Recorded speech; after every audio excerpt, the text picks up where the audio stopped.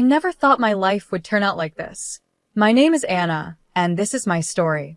I was born to farmers, good people who taught me the value of hard work from the time I could walk. Our days started early, before the sun came up, taking care of the animals and crops. Life was simple then. I would go to school, come home, and help out on the farm. Weekends were for spending time with family and catching up on chores. It was all I knew, and I was happy with it. But things changed after I graduated high school. My parents, bless them, wanted more for me than a life on the farm. One evening at dinner, my dad said, "Anna, we've been talking. Your mom and I think you should go to college." And just like that, my world got bigger. I packed my bags and moved to the city, a place so different from what I was used to that it felt like another world. College was an experience. The classes were interesting, but it was the people that really opened my eyes. Students came from all kinds of backgrounds, with dreams and plans I had never imagined. Then I met Scott in my third year. He was charming, confident, and so different from the farm boys back home. Scott seemed to know exactly what he wanted from life. "Life's too short to spend it working all the time," he'd say, lying on the grass outside the library. "We should enjoy it while we're young." I was hooked. He made life seem like an adventure, not just a list of chores. We started dating, and before I knew it, we were talking about getting married. When I told my parents, they were cautious. They wanted to meet Scott and get to know the man who had won my heart. After Scott's first visit to the farm, my dad said, "He seems nice enough, but there's something I can't put my finger on. Just be careful, Anna." I brushed off his concerns. What did my old-fashioned dad know about love? Scott was perfect, and our life was going to be perfect too. My parents, being the kind people they are, paid for our wedding and even bought us an apartment in the city. "We want you to have a good start," my mom said, her eyes misty. "Thanks, Mom and Dad," I said, hugging them tightly. "I promise I'll make you proud." As Scott and I stood at the altar, exchanging vows and rings, I thought my life was all set. I had a husband who I thought loved me, a good job in the city, and a bright future ahead. The first couple of years of our marriage seemed fine to me. Scott and I both worked in the city, and we settled into a routine. But looking back, I can see the signs that things weren't as perfect as I thought. "Do we really have to go to your parents' farm this weekend?" Scott would complain every time I suggested a visit. "It smells like manure, and your dad always wants me to help with something." I'd sigh and try to explain. "They're my family, Scott, and they've done so much for us." He'd grumble, "Fine, but I'm not shoveling any cow poop." I brushed it off, thinking he was just a city boy not used to farm life. I grew up with those smells and chores. But now I wonder if that was a red flag. 3 years into our marriage, I got pregnant. I was over the moon, and my parents were thrilled. "A grandchild," my mom squealed over the phone. "Oh, Anna, we're so happy for you." Scott, on the other hand, wasn't as excited. "A kid already? I guess that's okay." I figured he was just nervous and that he'd warm up to the idea of being a dad. My parents, as always, were incredibly supportive. They bought us a car and even paid for our vacations. I was so grateful, but Scott seemed to take it all for granted. "Of course they're helping us," he'd say. "That's what parents are supposed to do." When our son Peter was born, I fell in love with him instantly. But Scott struggled. He tried, but fatherhood didn't come easily to him. "Can't you keep that kid quiet?" he'd complain when Peter cried at night. "Some of us have to work in the morning." I held back my frustration, telling myself we were both just getting used to being parents. Life went on, and we visited the farm when we could, though Scott became more reluctant with each trip. "Your dad wants me to help fix the tractor again," he'd groan. "I'm not a mechanic." I'd watch my dad and Scott working together, my dad patiently showing him how to fix things while Scott fumbled with the tools, looking annoyed. Then, within a year, both of my parents passed away. I was heartbroken. "They're gone, Scott." I sobbed into his shoulder. "I can't believe they're really gone." He patted my back awkwardly and said, "It'll be okay. At least they left us the farm." His words shocked me. The farm, my family's legacy, and all Scott could think about was what we'd inherited. A few months later, Scott dropped a bombshell. "We should sell the farm," he said one night at dinner. "We could buy a big house in the city and live like royalty." I wanted to argue, to fight for my family's legacy, but I was so tired, worn down by grief and the challenges of being a mom. Wasn't I supposed to support my husband's decisions? Okay, I said quietly, if you think it's best. And just like that, with a few signatures on some papers, my family's history was sold to the highest bidder. The money went into our joint account, and Scott was overjoyed. We're set for life, Anna, he said, thrilled. No more working ourselves to the bone. We can do whatever we want now. I nodded and smiled, trying to push down the emptiness I felt inside.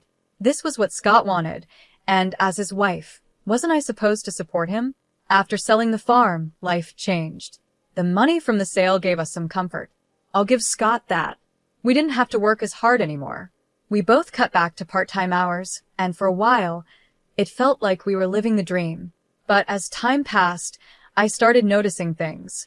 Scott, who had never been much of a hard worker, seemed to lose all motivation. He'd quit jobs without a second thought, always with some excuse. That boss was a jerk, he'd say, or they expected too much. I'm not a slave, you know. I tried to reason with him. Scott, we can't live off the farm money forever. We need to think about the future. He'd just wave me off. Relax, Anna. We're set for life. Why work ourselves to death?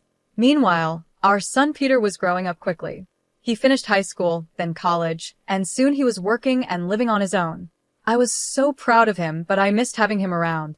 One day, I was reading the newspaper when a name jumped out at me. It was an article about a successful concrete plant owned by Scott's Uncle John. Scott. I called out, "Did you see this article about your Uncle John?" Scott's face darkened. "I don't want to hear about that old tyrant," he snapped. I knew the story, at least Scott's version of it. His parents had died when he was young, leaving him in the care of his uncle. Scott always said John had been controlling, trying to force him into the family business. He never listened to what I wanted, Scott had told me years ago. It was always about what he thought was best, so I left and started my own life. Looking at Scott now, lounging in his robe at 1 p.m, I couldn't help but wonder if there was more to the story. Maybe it's time to make peace, I suggested gently. It's been years, Scott. People change. Scott's reaction was instant and explosive. Make peace with that control freak? No way. Drop it, Anna. I let it go, but the whole thing left me feeling uneasy. There was so much anger, so much resentment in Scott's words. It made me wonder what else he was holding on to, what other parts of himself he was keeping hidden. One quiet Friday afternoon, I overheard Scott on the phone. His voice was short and cold.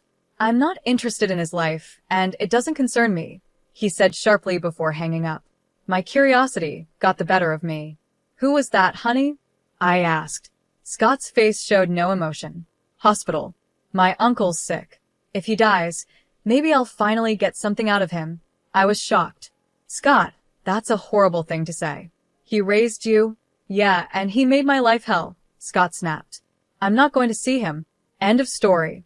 He picked up the remote and settled back into his chair. Something broke inside me. This wasn't the man I had married. This wasn't the person I thought I knew. Without saying a word to Scott, I went to the bedroom and called Peter. "Hey, sweetie," I said when he answered. "How would you feel about meeting your great uncles?" Peter was surprised, but agreed quickly.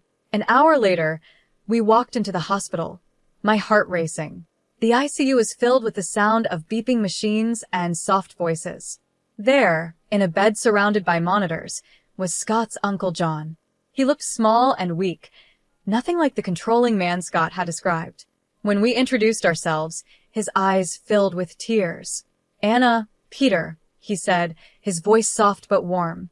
"I've wanted to meet you for so long." For the next hour, John told us his side of the story. He explained how he had taken Scott in after his parents died and raised him like his own. "I loved that boy," John said, his voice breaking. "I wanted him to have everything, carry on the family business, have a good life. But Scott had other ideas." John went on to explain that Scott didn't want the responsibility. He said he didn't want to work hard like I did, staying up at night worrying about the business. As John spoke, I felt a sinking feeling. His words painted a picture I knew all too well. "Scott demanded I sell the business," John said, shaking his head. "He wanted me to give him a monthly allowance, an apartment, a car. He said I owed him a carefree life. I glanced at Peter, and I could see the same shock on his face. I told him that's not how life works, John continued. I begged him to stay and learn the business, but he just got angry. He said he'd find a rich wife and never have to work again. I sat in Uncle John's hospital room, and memories from the past 12 years flooded my mind. It was like I was finally seeing the truth. Scott had never kept a job for long. He always worked part-time, called in sick, and took lots of days off. I had always thought it was because he was stressed or just a free spirit, but now I understood. He would always say, "Life is for fun, Anna. Why work so hard?" A sick feeling hit me as I realized that Scott didn't marry me for love. He married me for my family's money, for the easy life he thought I could give him. I was just a way for him to get what he wanted, the rich wife he had promised his uncle he'd find.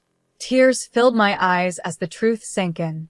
Our life, our marriage, our family, it had all been built on a lie. Uncle John's weak voice pulled me from my thoughts. "I'm so sorry," he said. "I wanted to leave something for you and Peter, but I can't." "It's okay," I said, squeezing his hand. "We don't need anything." "I had plans," John continued, sounding upset. "A new project. It would have changed everything, but I ran out of time." Suddenly, John's face twisted in pain, and the machines around him started beeping urgently. A nurse rushed in. "You need to leave," she said. A few days later, the call came. Uncle John had passed away. When I told Scott, his reaction made my blood run cold. "Finally," he exclaimed, grinning. "Took the old bastard long enough." I stared at him, horrified. "Scott, he was your uncle. He raised you." Scott waved me off. Yeah, so when's the funeral? Do I need to go?" In the end, Scott didn't attend the funeral. Peter and I arranged it ourselves. It was a small, dignified service that I hoped would have made Uncle John proud. While I was mourning a man I had barely known, my husband was at home celebrating, calculating his new wealth. I overheard him on the phone when I got home, saying, "The factory's got to be worth at least 30 million. Can you believe it?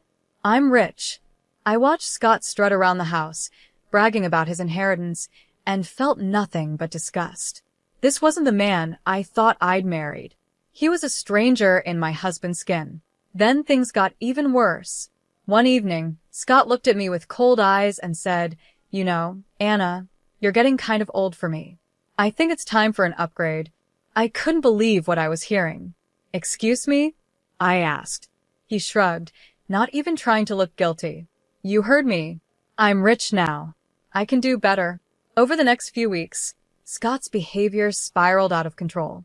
He stayed out late, coming home in the early morning, reeking of alcohol and perfume.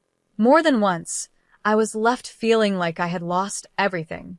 I noticed lipstick stains on Scott's collar, and every time I confronted him, he'd brush me off. "Mind your own business," he'd say. "You should be grateful I come home at all." One night, as I lay awake, listening to him stumble in at 4 a.m., I realized something had to change. I couldn't keep living like this. I deserved better, but more importantly, I needed to know the truth about Scott, about the inheritance, and about the life I thought we had built together. One morning, after another night of Scott coming home at dawn, I'd had enough. "Where were you?" I demanded, my voice shaking with anger and hurt. Scott rubbed his bloodshot eyes and narrowed them at me. "None of your damn business, Anna. You should be grateful I even come back at all." I felt like I'd been slapped. "Grateful? Is that what you think our marriage is?" He ignored my question, his eyes calculating. "How much is left from your parents' inheritance? We must have some savings, right?" The sudden change of topic caught me off guard. "What?" "Scott. We've spent it all. The accounts are empty." His face twisted with disgust. "Empty? You've got to be kidding me." He paced the room, muttering to himself, then turned to me, his eyes cold. "Well, I guess that's it then. I'm done here. Done with you." Before I could respond, the front door opened and Peter walked in, his eyes widening as he saw the tension in the room. Scott's demeanor shifted instantly. He forced a smile and walked over to our son. "Peter, my boy, just the person I wanted to see. I need you to sign something for me." Scott pulled a document from his pocket and handed it to Peter. It's just a formality. You're giving up any claim to Uncle John's estate. Since there's no will, it all comes to me anyway. Peter looked confused, glancing at me for guidance. After I gave him a small nod, he signed the paper without hesitation. Scott's grin was triumphant as he grabbed the document back. Then, as if a switch had flipped, he turned to me, his voice cold and flat. I want a divorce, he said. I never loved you, Anna. I just put up with you for your parents' money. But now I'm rich. I don't need you anymore. His words hit me like a punch, even though deep down I had suspected this. Hearing it laid out so bluntly was still devastating. I'm moving to Uncle John's house, Scott continued, already packing a suitcase. Don't try to contact me. It's over. And just like that, he was gone. 33rd years of marriage packed into a suitcase and out the door. I stood there, frozen, trying to make sense of what had just happened. It felt unreal, like a bad dream. I couldn't hold it together any longer. Mom? Peter's voice was soft, full of concern. Mom, are you okay? I turned to look at my son, my steady rock, and the dam broke. Tears poured down my face as Peter wrapped his arms around me. It's okay, Mom, he whispered, holding me tight.